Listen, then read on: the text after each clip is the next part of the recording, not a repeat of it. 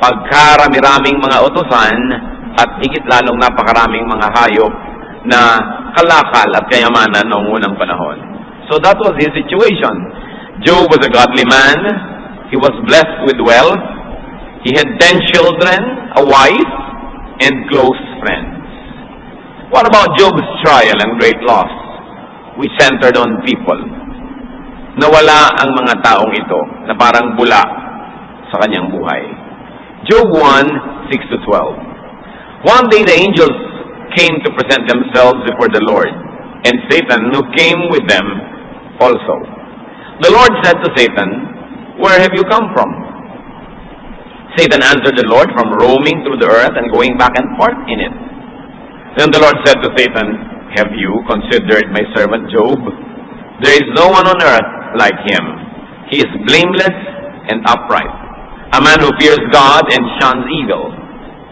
Does Job fear God for nothing? Satan replied, "Have you not put a hedge around him and his household and everything he has?" So isang araw, si Satanas ay humarap sa Diyos at sinabi naman ng Diyos sa kanya, "Anong pinagagagawa mo lately? Eto, akyat manaog, lupa, langit, biyahe dito, biyahe doon." At sabi naman ng Diyos, believe ka kay Job, di ba? Kilala mo, ang husay na tao, ang galing, maka-Diyos talaga. At sabi naman ni Satanas, "Siyempre, maka-Diyos, pinagpapalaan nyo eh. Binibigyan nyo ng maraming anak, asawa, kayamanan, mga katulong. Ano pang dahilan niya para hindi maging maka-Diyos? Binabakuran nyo kasi ang kanyang buhay." Continue. "You have blessed the work of his hands, so that his flocks and herds are spread throughout the land. But stretch out your hand and strike everything he has, and he will surely curse you to your face." The Lord said to Satan, "Very well then, everything he has is in your hands, but on the man himself, do not lay a finger." Pinagpapala nyo, siyempre, maka-Diyos. Subukan nyo na bawiin ang lahat ng pagpapala, binibigay nyo mga kayamanan, mga tao sa kanyang paligid. Siguradong harap-harapan kayo niyan na itatatwa. Sabi naman ng Panginoon, "Sige, binibigyan kita ng otoridad na idaan siya sa pagsubok. Pero, huwag mo siyang gagalawin. Pwede mong galawin ang ari-arian, mga tao sa paligid. Siya mismo, yung kanyang katawan, siya, hindi mo gagalawin." Nilagyan ng Diyos ng hangganan ang pwedeng gawin ni Satanas. Job 1:13-17. Kumilos si Satanas. One day when Job's sons and daughters were feasting and drinking wine at the older brother's house, a messenger came to Job and said, "The oxen were plowing and the donkeys were grazing nearby, and the Sabaeans attacked and carried them off. They put the servants to the sword, and I am the only one who has escaped to tell you bad news." Isang araw na tahimik, payapa, dumating ang dilubyo. May isang humahango sa katulong na nagsabi, "Sinalakay po kami ng mga Sabaeans. Lahat po ng inyong mga hayop ay kinuha at lahat ng mga utusan ay pinatay. Ako lang po ang nabuhay para makapagbalita." Napakaraming kayamanang nawala sa isang araw at maraming tao, mga tauhan. Job 1:13-17. Hindi pa tapos ikwento ang masaklap na balitang ito, may dumating pang pangalawa. While he was still speaking, another messenger came and said, "The fire of God fell from the sky and burned up the sheep and the servants, and I am the only one who had escaped to tell you." While he was still speaking, another messenger came and said, "The Chaldeans formed 3 raiding parties and swept down on your camels and carried them off. They put the servants to the sword, and I am the only one who has escaped to tell you." All in one day, Job lost his servants, not to mention his flocks. Maraming tao ang nawala sa buhay ni Job noon. Yung mga servants, siyempre, mahal mo na rin yan, parang member na rin yan ng family mo.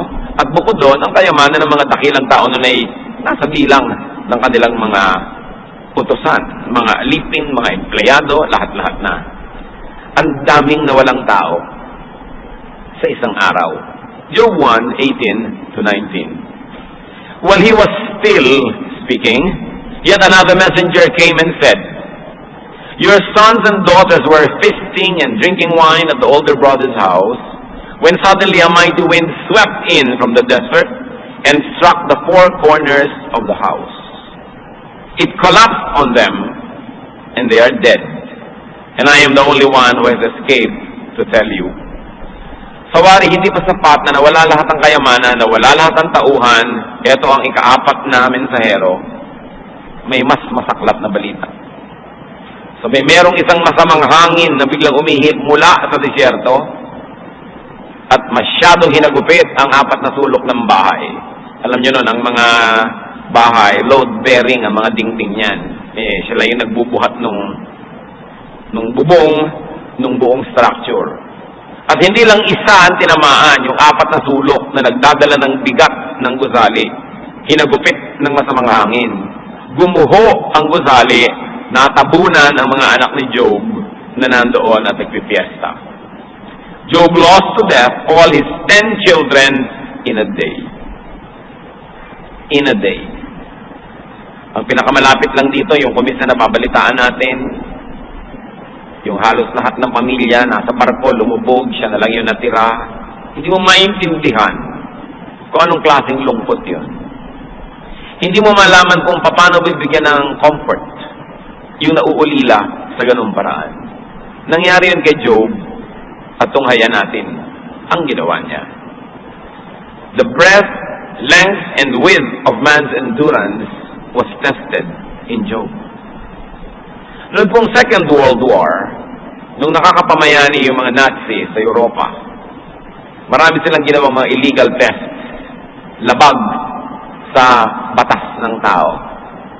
Meron po silang mga sinubukan ng mga pasyente na kinukuryente, nilalason, pinapahirapan, kung ano-ano mga pagpapahirap ang ginawa nila sapagkat gustong sukatin ng kanilang mga scientists ang kayang abutin ng kakayanin ng tao. Siyempre sila inusig ng daigdig pagkatapos noon at bawal na bawal yung ginawa nila. Pero yan ay isang curiosity. Hanggang saan ang kayang tiisin ng tao? Physical pain naman yung kanilang tinest. Ito, emotional pain. Yung dumating kay Job. 10 mga anak. Ang anak mo nga lang kung bata pa at ipinapagamot mo at nilalagyan ng swero at hindi marunong yung nagkakabit, nakakailang tusok na, gusto mo lang ihulog sa bintana yung nagtutusok Diba? Kung pwede lang sabihin mo, sa akin yun, dalang ugat itusok yan. Tinutusok pa lang yun. Hirap na hirap ang loob nyo. 10 anak. At kung may mga asawa yun at mga anak-anak pa, may mga apo pa yan na nadamay. Lahat sila naubos. Sobrang lungkot ang nangyari. Alam niyo ginawa ni Job? Hinahid niya ang kanyang buhok. Nagkalbo siya na sagisag ng pagluluksa. Sinira niya ang kanyang damit. Nagpatira pa sa harap ng Diyos at sumamba. May mga sumasamba na ang ganda ng damit. Sunday, kumisan, you wear your Sunday best. Ang saya-saya sa samba. Gumraduate, may Thanksgiving fellowship. Merong Thanksgiving event, masaya. Pero ang pinakita sa atin ni Job, hindi lang sa kasayahan sumasamba ang tao. Maging sa pinakamahirap na bahagi ng kanyang buhay, pagsamba pa rin ang kanyang inuna. Hindi nyo kailangan maging masaya para sumamba. Sa katunayan, mas malungkot kayo, mas dapat sumamba. Mas kailangan natin ang Diyos. Job 2, 9-10. Hindi naintindihan ang asawa ni Job kung ba't patuloy pa rin sa pagsamba si Job. His wife said to him, "Are you still holding on to your integrity? Curse God and die." Nakita nyo na wala lahat ang mahalagang tao sa buhay ni Job. Pagkarami-raming katulong at mga anak, itinira ni Satanas si Mrs. Kakampi kasi. Kasama na magpaparusa at magpapahirap kay Job. Sa ganitong panahon, kailangan mo yung asawa. Kailangan mo united kayo. Pero hindi. Si Mrs. Job, sabi, ano? Praise and worship ka pa rin. Ano ka ba? Sabi gano'n. Sa lahat ng nangyari sa atin, ang dapat mong gawin, number 1, murahin mo ang Diyos, isumpa mo, talikuran mo. At number 2, mamatay ka na rin. Yun ang sinabi sa kanya ng asawa niya. Verse 10, he replied, "You are talking like a foolish woman. Shall we accept good from God and not trouble?" Sabi niya, gusto mo lang magtinatanggap sa Diyos yung masarap, yung mahirap ayaw mo na. Lahat ng ibinibigay ng Diyos tatanggapin natin, ano man yun. At sabi sa Biblia, hindi nagkasala itong si Job sa pagsisi sa Diyos, sa pagtalikod sa Kanya. Although, admittedly, nalungkot siya, nagluksa, pero hindi niya sinisi ang Diyos. So, Job lost his children to death, but Job also lost his wife, though she was alive. Because she lost his wife's sympathy and loyalty and faith in his reaction. Wala na siguro sasakit pa sa isang tao na yung kabiyak niya sa buhay ay hindi naniniwala sa kanya. At yun pa rin ang naranasan ni Job. May mga matatalig na kaibigan si Job, but he lost them also. He lost his three close friends, Eliphaz, Bildad, and Zophar. Kasi nung mabalitaan nila ang hirap na dinanas ni Job, naglakbay sila ng malayo, at nung makita nila ang nangyari kay Job, dahil hindi lang ito nangyari mga kapatid, although hindi kasama sa usapan natin ngayon, nagkasakit pa siya, nabalot ng kung ano-anong mga bukol ang kanyang katawan. Pero ang bili naman ni Lord, huwag mong papatayin. Sumidhi ng sumidhi yung trial eh. Nung makita nila yung kaibigan nila, hindi nila makilala. Para bang kuminsan, dadalaw tayo, biglang pumayat yung pasyente, hindi mo makilala, na ibang itsura, hapis na hapis. Hindi mo malaman kung paano mo ikukubli yung lungkot mo o reaction mo sa nakikita mong itsura nung dinadalaw mo. Hindi mo alam kung paano ka magmamaang-maangan o magbubulag-bulagan para huwag nang lalong bumigat ang kanyang nararamdaman pag nakita pa yung reaction mo. Ganito yung naramdaman ng tatlong magkakaibigan. At dahil si Job na rin naupo sa isang bunton ng mga abo, nakiupo sila doon at 7 araw at 7 gabi silang hindi kumibo. Naupo lang doon. Beyond words, ang kanilang pagkagulat, beyond words ang kanilang pakikiramay. Pero matapos yon, isa-isa nagsimula na silang sisihin si Job. Pinipilit pa aminin.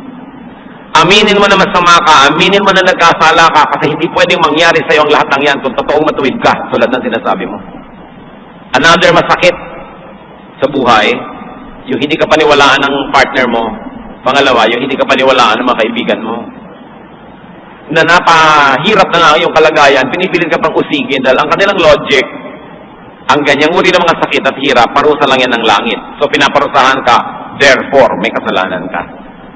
Hindi nila alam na hindi naman punishment ang nangyayari kay Job, kundi trial. Kaya mahirap yun nagja-judge. And because Job lost his wealth, he also lost his many admirers. What was Job's reaction? Tulad ng binanggit natin, sabi sa Job 1, 20-22, at this Job got up and tore his robe and shaved his head. Then he fell to the ground in worship and said, "Naked I came from my mother's womb, and naked I will depart. The Lord gave, and the Lord has taken away. May the name of the Lord be praised." In all this, Job did not sin by charging God with wrongdoing. Hindi nawala ang pananalig ni Job. Meron pa ngang libing nung high school kami. Namatay yung tatay ng classmate namin. Hindi lahat nakatingin sa byuda. Alam niyo naman, siyempre, yung byuda yan ang star pag may libing. No? Kaya yung iba talaga medyo OA na. Yung iba naman talagang gano'n na gano'n ang nadarama. Eh, kilala po itong misis na ito sa kaartehan. Eh, di lahat, kahit umaambon, nakapamayong lahat, nakatingin sa kanya kasi ito na yung panahon ng kanyang eksena. Alam niyo bang biglang tumiling, "Oh God!" Di lahat napatingin. At hindi ko na i-quote mga kapatid, biglang minura niya ang Diyos. Biglang napatingin sa lupa ang lahat ng tao.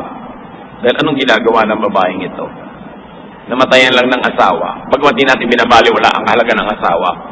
Yung Diyos na lumikha sa kanya, sa asawa niya, sa lahat-lahat, minura na. Job lost his loved ones, but there's one thing. Job did not lose God. Therefore, Job did not lose himself. Because God is in us.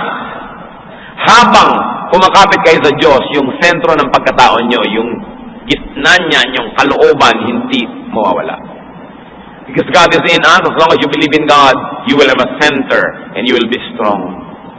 But even if you own the entire world, but God is not in you, you actually don't own anything. Kaya sabi, what good is it to own the whole world and lose your soul? Yan ang mahalaga, mga kapatid. Dumarating ang paghihirap, may nawawala tayo sa mahal sa buhay, lalo kayong kakapit sa Diyos. Anong mapapala niyo? Magtatampo kayo sa Diyos, magkikipagkagalit kayo sa Diyos. Gaano ba karami ang alam natin para natin sisihin ang Diyos? Ibig sabihin, mas alam natin kung anong dapat. God is in us. Kaya yung mga sumasamba sa Diyos, umaawit, nagbibigay ng kanilang mga offering, mga papuri, sila man naaangat ang kalagayan at pakiramdam. Bakit? Nasa iyo yung Diyos eh. Pag itinaas mo siya, di tataas ka rin. Dahil magkasama kayo eh. Pero pag tinalipuran mo ang Diyos, tumatalikod ka rin sa'yo. Kasi kakambal mo ang Espiritu ng Diyos eh. Pagka minaliwala mo ang Diyos, nilait-lait mo yung Diyos, niyuyurakan mo rin sarili mo. Wala kang pwedeng gawin sa Diyos na hindi mo rin ginagawa sa iyong sarili. Kaya yung mga taong paladasal, palasunod sa Diyos, kahit mahirap, hindi nawawala ng joy. Hindi nawawala ng tibay ng kalooban because God is in you. So Job mourned the loss of his children and he rebuked his wife. He did not play her game just to keep her. Kung minsan para huwag ka lang iwan ng asawa mo eh, basang ayaw ka na sa kanya, papayag ka na sa kanya eh. Kahit sumasamba na sa Diablo, pambaka na rin, huwag ka lang iwan. Pero siya, sabi niya, huwag kang ganyan, huwag kang magsalita na parang isang hangal na babae. Hindi ka ganyan, di bagay sa'yo yan. Our noble situation in life should enable you to know better. At doon siya isinisisi ng kanyang mga kaibigan, he reasoned with his friends. Si Job yun, tayo. What about our case? Ano ba ang ating sitwasyon? What is our standing before God? Sabi ng Diyos, righteous si Job. So righteous siya, tayo. Romans 3:10, as it is written, there is no one righteous, not even one. So, kung si Job na righteous nangyari yon, kandidato rin tayo lalo na makaranas sa mga ganon. Because we are short of God's glory. Anong dapat nating isipin, mga kapatid, pag nawawalan tayo ng mga mahal sa buhay? When we lose people, we realize that loss can be a trial. Tulad ng nangyari kay Job. Hindi punishment. James 1:2, consider it pure joy, my brothers, whenever you face trials of many kinds, because you know that the testing of your faith develops perseverance. Sabi, kahit gaano kahirap at gaano kabigat, huwag niyong papayagan na mawala yung joy, yung malalim na ginhawa ng loob. Kahit hirap ang katawan, hirap ang isip. Tahimik ang loob mo sa kaloob-looban. Kasi alam mo na may Diyos ka. Sapagkat ang pagharap sa mga ganyan, ang magiging bunga ay kabubuti at kapakinabangan natin. Huwag nating lilimutin na nakalagay sa Biblia na anumang uri ng tukso o pagsubok na dumadating sa tao ay sukat muna ng Diyos bago niya payagan. Tulad ng bago niya pinayagan si Satanas na ligligin itong si Job, nilagyan niya ng limitasyon. Una, huwag mo siyang gagalawin. Pero galawin mo na lahat, huwag lang siya. Nung susunod na wave of trials, sabi, sige, galawin mo, pwede, ang katawan, pero hindi mo papatayin, may hangganan. Sabi sa Bible, God does not allow us to be tempted beyond our strength. But with the same temptation, will also give the way out. Pag pinayagan ng Diyos ang isang pagsubok, ang isang tukso, may hangganan yon. Sukat niya tayo, ang pinapayagan niya, yung alam niyang kaya natin. At kasama ng tukso, may kakambal na exit door para ka makaiwas. Anong nung iba? Bakit po hindi ako nakaiwas? O kaya bakit ako natalo? Kasi hindi ka umiwas. Kasi nagpatalo ka. Kasi malinaw ang Biblia, kaya mo yan kung kakayanin mo. Kaya nga pinayagan ng Diyos. Pero nasa sayo, kung ipapatalo mo ang laban, o mananalo ka. by God's help. Isa pa po, kung hindi man yan trial, it could be training. Nakakita na ba kayo ng mga athlete na hindi nahihirapan sa training? Nakakita na ba kayo ng mga scientist na hindi mo na nagpakabihasa sa kanilang mga methods? Nakakita na ba kayo ng sino man nagagawa ng isang dakilang bagay na hindi nagsasanay? So kung may ipapagawa rin sa atin ng Diyos sa mga misyon sa buhay, mga ministries, sinasanay din tayo. 1 Peter 5:10, "And the God of all grace, who called you to this eternal glory in Christ, after you have suffered a little while, will Himself restore you and make you strong, firm, and steadfast." Sabi ang Diyos, maawain, mabuti. At kung ikaw man ay payagan niyang magdusa, sumandali, ang kasunod nun, papalakasin ka niya, ibabalik niya sa iyo ang mga akala mo'y nawala. Yan ang mangyayari sa iyo. Kung minsan mga kapatid, may mga hirap tayong dinaranas, hindi natin alam kung para sa ano. Kung hindi nyo maintindihan kung para sa ano, trial ba? Remember, yung trial pag righteous yun, ha? O training ba? At kung nalampasan nyo na yung hirap, hindi nyo pa rin maintindihan kung ba't kayo dumaan doon, maghanap-hanap kayo ng magagawang mabuti kung saan magagamit nyo yung natutunan nyo sa hirap. Tinrain kayo para tayo may magawa sa pagpapalago, pagpapalaganap ng kaharian ng Diyos. Nang ibig sabihin, hindi lang pagtuturo, kundi pagkalinga sa mga nahihirapan, naghihirap, nasasaktan, nauulila, nalulungkot. Sino ba ang makakaminister sa mga bagong byuda, kundi yung mga dati ng byuda? Lalo't 8 beses na kayong nabiyuda. Mahirap na nasing 8 beses mamatayan, pero pagka nakalampas na kayo doon, talagang kayo na yung pinaka-general ng mga counselors dyan. Habang lumalalim ang ating nilulusong, mas mataas naman ang ating maaahon. Para sa ikabubuti rin ng iba, ipaglilingkod natin sa Diyos. Si Jesus man dumaan sa training, dumaan sa pagsubok, nahirapan para sa atin. At yun din ang hinahanap sa atin ng Diyos, na bawat hirap na dinaranas natin, maging kapakipakinabang sa kapwa. Kung ang hirap na nalampasan natin, ganun lang, nilampasan lang, tapos na, para ano? Kailangan may makinabang. Kaya po yung mga nakakaranas ng mga lungkot, pangungulila, dahil ang asawa nyo nagtatrabaho sa ibang bansa, meron kayong ministry para sa mga nalulungkot at naulila rin. Dumadanas tayo ng mga hirap, sakit, hapdi, kirot, para mas maging mabait tayo dun sa mga dumaranas, so mga ganung bagay din, matapos na tayo gumraduate. May kahulugan ng lahat. Hindi pwedeng sabihin walang kabuluhan. Tayo ang magbibigay ng halaga sa ating mga nagiging mga karanasan. At kung yan ay iaalay natin sa paanan ng Panginoon para pakinabangan ng kapwa, sabi ni Jesus, ang ginagawa niyo sa kapwa niyo, ginagawa niyo sa akin. Yan ang mataas na relihiyon. Na tayo ay maging kapakipakinabang, nakakatulong, nakakapagpalakas ng loob. Kung dumarating ang mga hirap, nawawala tayo ng mahal sa buhay, maaari na ito ay fruit of our sins or shortcomings. In other words, palo. Pwede rin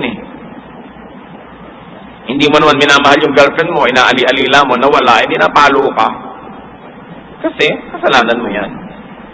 Yung asawa mo, binabalian mo ng kumukulong tubig, pinaplansya mo, hindi naman siya damit. So, ano nangyayari? Nilayasan ka. Bagay sa'yo. Kasi may kasalanan ka. Dapat kang tumanggap ng bunga ng itinanim mo. Galatians 6:7-8, do not be deceived. God cannot be mocked. A man reaps what he sows. The one who sows to please his sinful nature, from that nature will reap destruction. Sabi, hindi na paglalaroan ng Diyos, hindi na bibiro. Huwag kayong magpadalos-dalos. Ang itinatanim nyo, aanihin nyo. Sabi sa Biblia. Ngayon, kung hindi po trial, hindi training, hindi pa rin punishment, ano kaya yon? Meron pang isang panukala si Solomon na pwedeng paglagyan ng mga hindi natin malamang kung saan ilalagay, saan ika-classify na hirap sa buhay at pagkawala ng mga mahal natin, time and chance. Sabi ni Solomon, sa dinunong-dunong kong ito, meron din akong hindi maipaliwanag. At sa hindi ko maipaliwanag, eto ang paliwanag ko. Sabi niya sa Ecclesiastes 9:11. I have seen something else under the sun. The race is not to the swift, or the battle to the strong, nor the good come to the wise. or wealth to the brilliant, or favor to the learned. But time and chance happen to them all. Sabi niya, marami na akong sinangguni, marami akong naging guro, marami akong binasa at sinulat, pero meron akong napansin, sabi niya. Hindi ko mo mabilis kang tumakbo, garantisado ikaw mananalo sa karera. Hindi ko mo malakas ka, ikaw mananalo sa giyera. At hindi ko mo marunong ka, ikaw magkakapera para bumili ng masarap na pagkain. Hindi laging pumupunta ang kayamanan sa mga mahuhusay. Marami ring mahusay na pobre, sabi niya. At hindi lagi na napapaboran yung maalam, hasa, marunong. So, alam niyo, napansin ko, kuminsan, sabi niya, swerte-swerte lang. Time and chance happens to all.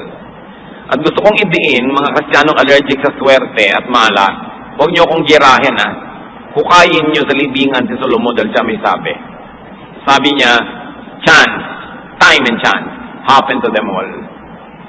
Nung itinatranslate po namin ng Biblia sa Bible Society, ano ba? Paano ba tatagalogin yung time and chance? Wala nang iba. Swerte-swerte lang yan. Yun talaga. So merong nangyayari dahil may rason, pero merong hindi. Wala talagang rason, hindi mo na alam. Nagkataon lang.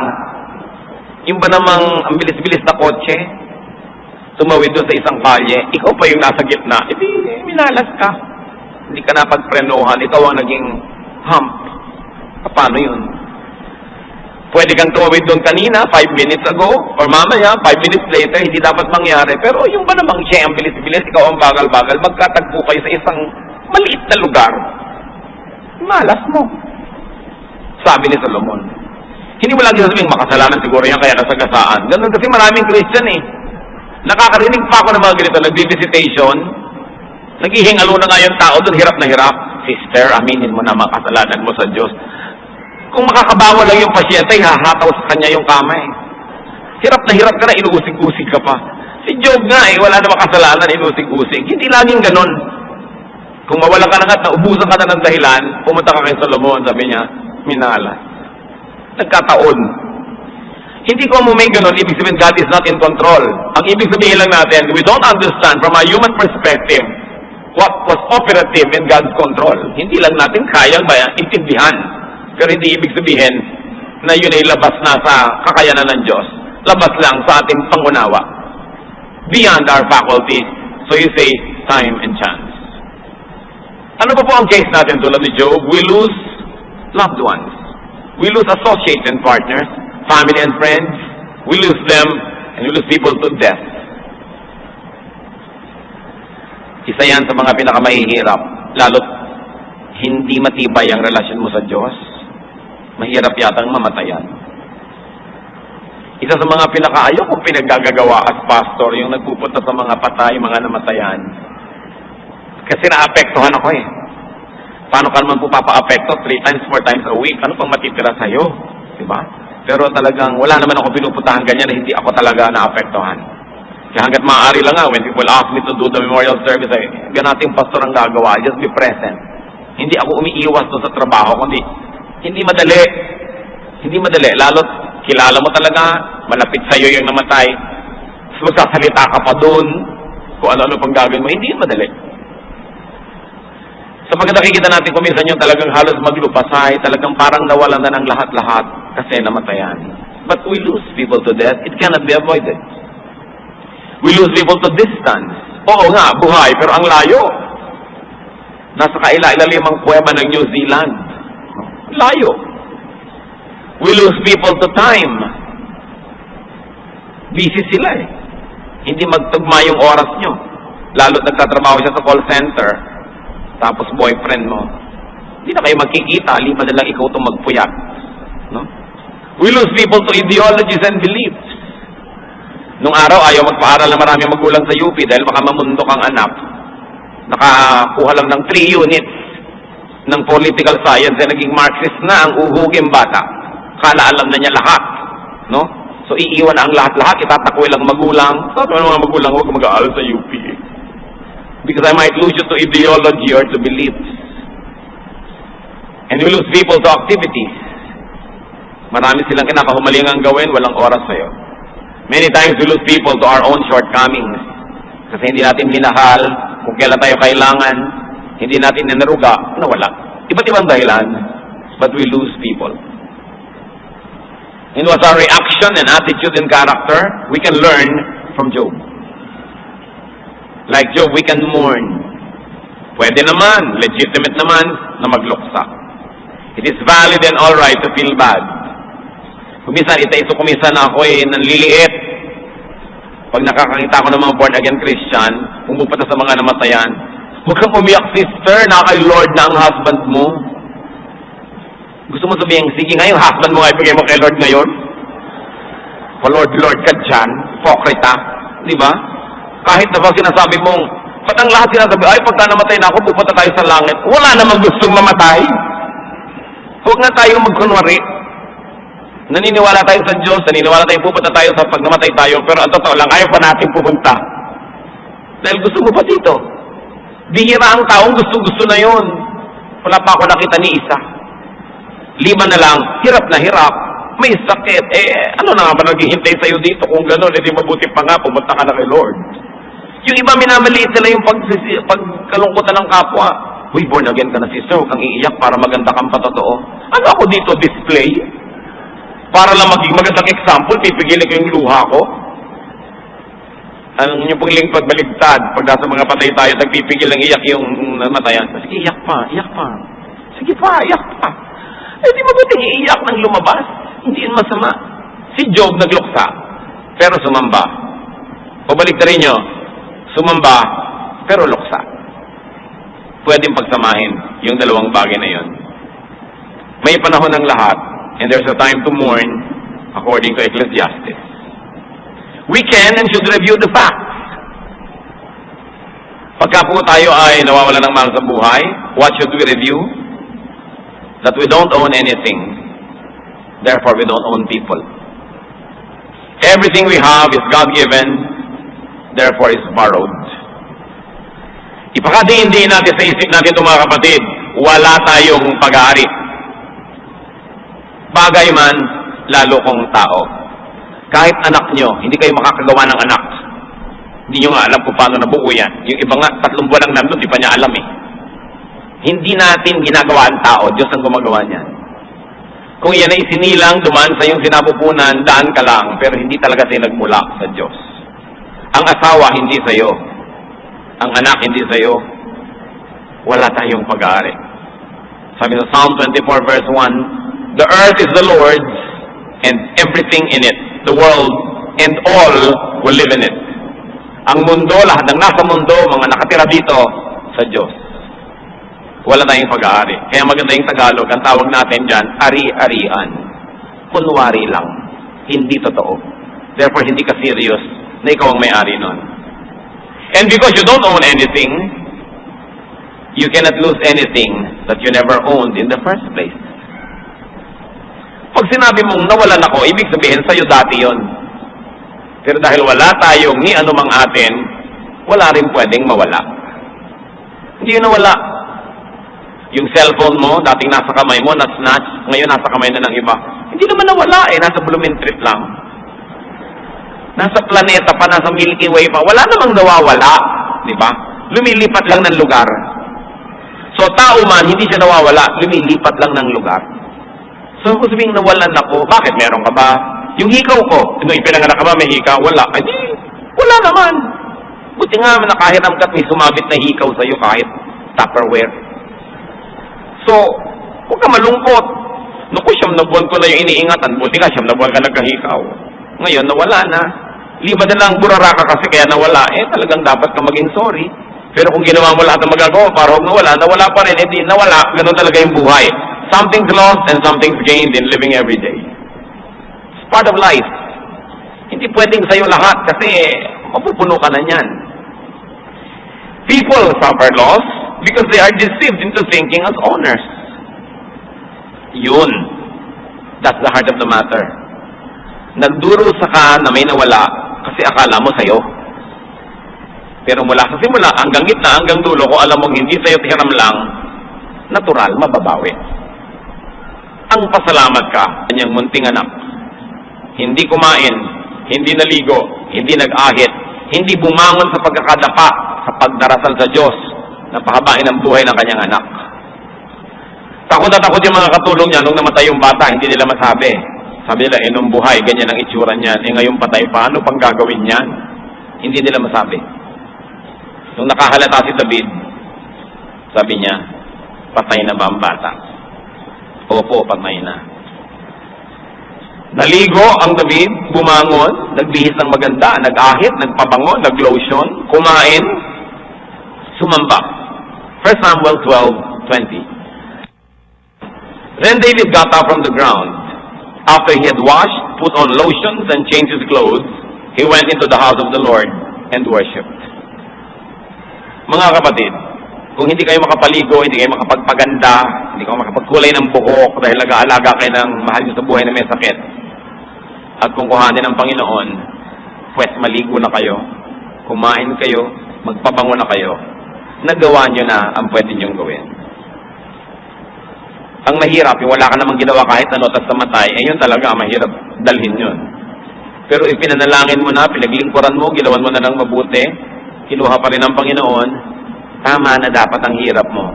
Tanggapin mo sa iyong kalooban, harapin mo ito, nang mabango ka, maayos, malinis. Kasi wala ka nang inaalagaan namatay na. So pwede ka na ngayong mag-asikaso ng iyong sarili. Sabi ni David, nung buhay pa, ginawa ko lahat. Ipinanalangin ko, ipinag-ayuno ko. Pero kinuha na ng Panginoon, wala na akong magagawa. Tuloy dapat ang buhay. Kasi kung gusto ng Diyos, pati ikaw mawala, sabay kayong kinuha. Hindi ka kinuha, di ibig sabihin ng gusto pa ng Diyos, mabuhay ka.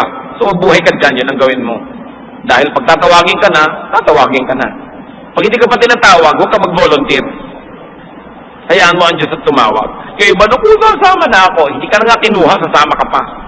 Wala ka ng ticket, puno na ang bus. Next biyahe ka na, ay huwag naman. Ayaw naman sa next biyahe.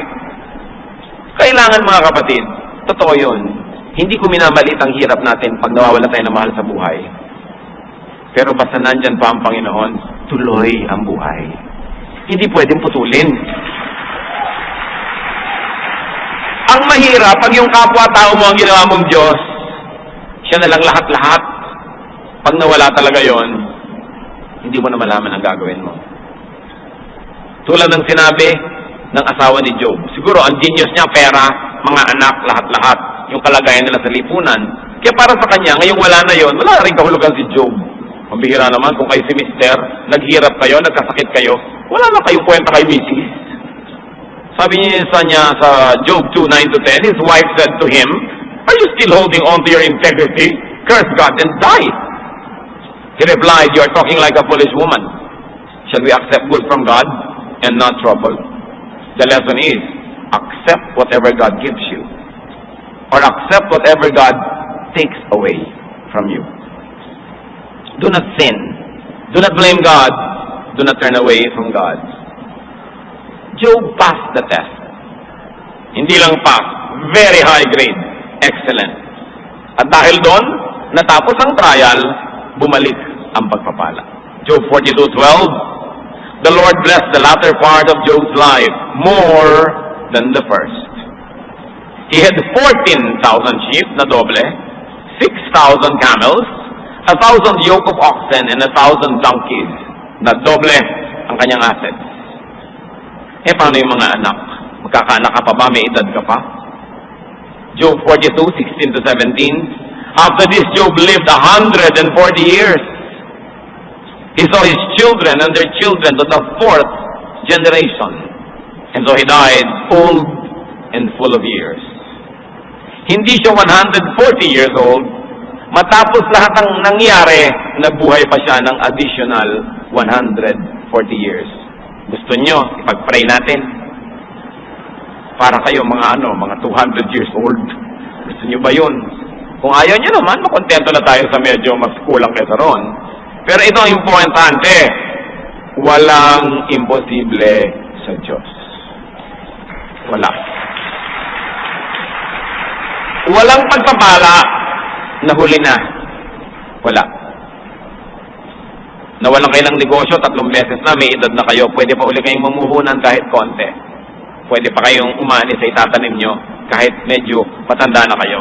Si Job, ang patotoo sa atin ng Diyos.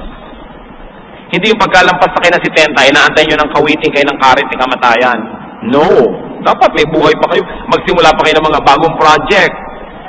Bagong mga bagay, di ba? Mag-aral pa kayong ballet. Mami, mag-ballet pa kayo, hindi pa huli ang lahat. Di ba? Pwede pa. Walang huli. Basta blessing. At kung handa ka na tumanggap nito, walang late. Kung yung sabihin, may tanda na ako, hindi na ako pwede, yung luma na, yung mga hindi nakapag-aral sa inyo noon dahil nagkasawa na kayo, nag-alaga, nag-ganyan, tapos ngayon pwede na, mag-enroll kayo. Walang huli. Kayo lang ang naglalagay ng bakod sa sarili nyo, kaya kayo nakukulong. Pero kung tatanggalin yung mga bakod na yan, sasampahin nyo yan sa tulong ng Diyos, malayo pang mararating ang tao. Kaya si Mary, kadalagang tao, sabi ng angel, magbubuntis ka, paano nangyari yun? Luke 1:37, sabi ng anghel, nothing is impossible with God. Ang Biblia nakabukas, mga kapatid, hitik na mga halimbawa ng mga kaimposiblihan na naging posible sa mga nananalig, sa mga matapat sa Diyos. Yan ang huwag na huwag yung isusuko kahit kailan, yung pag-asa. Huwag na huwag. Yung mga namatayan kayo, nahirapan kayo, sabi niya, ay naku, mahirap na, hindi na ako makaka-recover. Kaya nga yung mga nabiyuda, matapos medyo magluksa, sabihin ko, ate, may bago ka naman boyfriend. Huwag naman po, palwari ka pa, gusto mo naman eh. Diba? Ayoko na po. Ano naman yan? Yung mga anak, madadamot, ayaw pag-asawahin yung mga byudo o byuda nilang magulang. Hindi naman sinasamahan lagi. Diba? Hindi naman kinakamot ang likod pag may eczema, ang paa. Mabuti na yung may ka-partner, di ba? Walang huli. Kaya ang buhay, regalo ng Diyos. Bawat araw, dapat lasapin. Habang hindi ka pa kinukuha, huwag mong isipin yung kabila, dito ka muna. Gumawa ka ng mabuti, magpaka-Diyos ka, maglingkod ka, pero kung papayagan, ang sarili mo rin mapabayaan. And when facing and suffering a loss, do a Job. Trust God. You trust God. Proverbs 3:5, trust the Lord with all your heart and lean not on your own understanding. And trust yourself to God. Jeremiah 29:11, for I know the plans I have for you, declares the Lord, plans to prosper you and not to harm you, plans to give you hope in a future. Kaya may plano ako para sa iyo. Kung wala kang plano sa buhay mo, ako meron, sabi ng Diyos. Kung hindi mo alam ang plano ko, sumunod ka na lang. Pero may plano ko para sa iyo. Walang buhay na sayang, walang buhay na walang katuturan, walang buhay na walang pupuntahan. Lahat may plano ang Diyos. Kaya lang kailangan mag-cooperate ka para mangyari yon. At kung may nawawala sa inyo, do what you can to regain lost things. Yung iba naman nawawalan kasi nga pabaya. So ayusin mo para hindi ka na mawalan na naman. Sabi sa Proverbs 14:23, all hard work brings a profit. Huwag kang madadala, nagnenegosyo ka, nalugi, sige lang. Natututo ka naman you become a better person. And even if Job's happy ending doesn't happen in your life, do a Job pa rin, stick to God. Isaiah 40:31, but those who hope in the Lord will renew their strength. They will soar on wings like eagles. They will run and not grow weary. They will walk and not faint. Nanghihina ka, pinanghihinaan ka ng loob, lalo kang kumapit sa Diyos. Sabi ang umaasa sa Diyos, nakakalipad ng mataas, nakakatakbo ng malayo, at maraming nagagawa na hindi nanghihina. What is a great antidote to loss of people?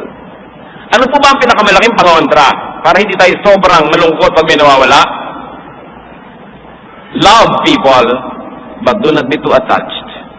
Love, but do not be too attached. At lalong-lalo,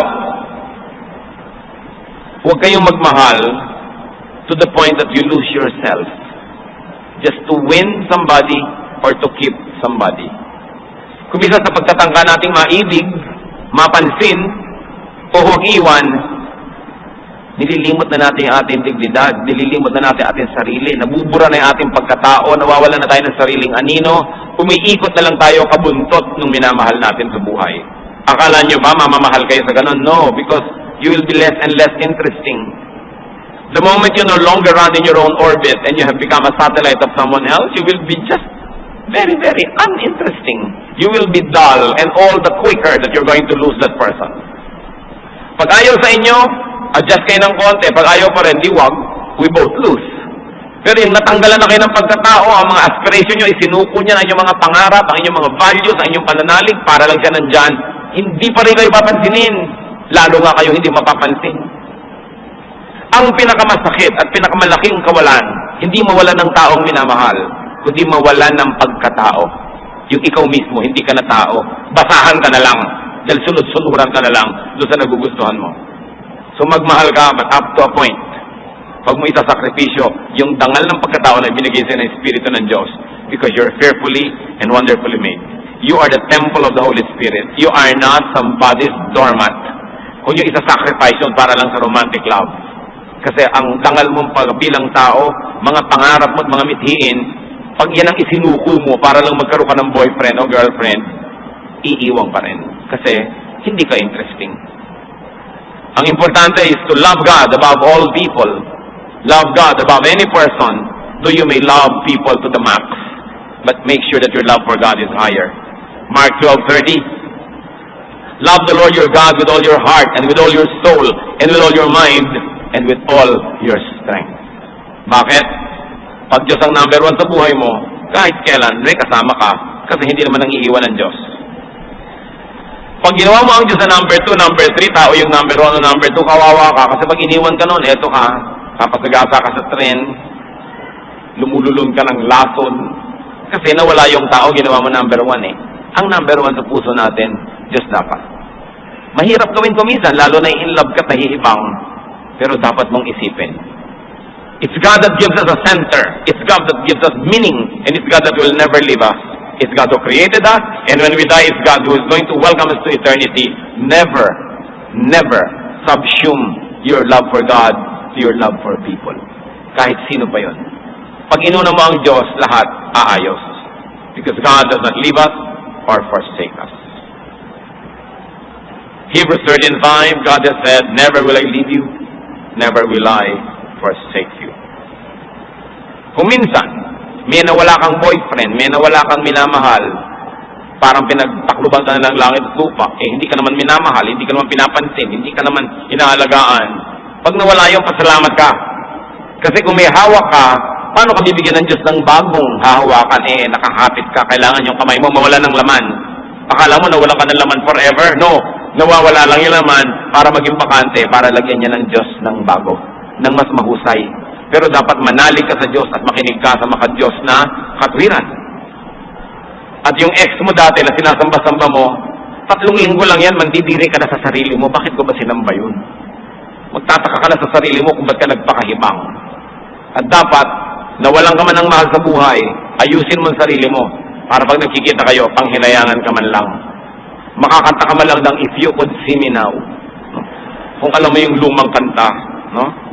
At pagka nakakita ka na binigyan ka na ng Panginoon, sabihin mo man ang labi mo o hindi, pwede mong sabihin doon sa hindi naman nag-alaga sa'yo, hindi ka naman nilagaan, pwede mong sabihin, thank you very much for being a pest. Kasi kung hindi ka peste, di kumapit na ako sa buong buhay, salamat na lang at hindi tayo nag-work, hindi natuloy, naging libre tuloy ako. Job 1:21, the Lord gave and the Lord has taken away. Another important thing, to protect yourself from the pain of so-called loss, enjoy people when they are with you. Then let go when it's time. Habang ipinapahiram sa iyo ng Diyos, enjoy it. At kung binabawi na, ibigay ng maluwag sa dibdib. Kaya sabi ng Ecclesiastes 9:9, enjoy life with your wife, whom you love. Ecclesiastes 9:9, enjoy while it lasts. Hindi lang wife yan. Enjoy your parents, enjoy your brother, enjoy your sister, enjoy your friend. Para pag nawala na, wala kang pinagsisisi. It's very important. Ano ba? Sino ba ang nawala sa buhay niyo mga kapatid? Hindi ko gustong maliitin ang inyong loss, pero malaki ang Diyos. At kung minamalaki natin ang Diyos, liliit yung loss na yun. Yung malaking sugat, liliit, maghihilom. Pag pinayagan natin ng Diyos na kumilos. Sino ba kinakatakutan yung mawala sa buhay? Huwag yung sakalin, huwag yung itali, dahil lalo lang yan magpupumiglas. Kung sa inyo, sa inyo. Kung nandyan lang dahil nakatali, hindi yan sa inyo. Subukan yung malagot yung tali, aalis din. Kaya pawalan. Ang pagmamahal, isinusukong kusa. Hindi pwedeng hulihin, itali, o ibilanggo. Losing people, you don't do that. Kaya dapat inuuna natin ng Diyos, mga mahal natin sa buhay, tinuturuan natin maging maka-Diyos, tanggapin ang kaligtasang inaalok ng Panginoon, para pagka sila'y sumakabilang buhay, ibinigay lang natin sa Diyos, hindi nawala. At alam natin tayo magkikita-kita pang muli. Takot ito ng marami. Sabi ni Lord, fear not.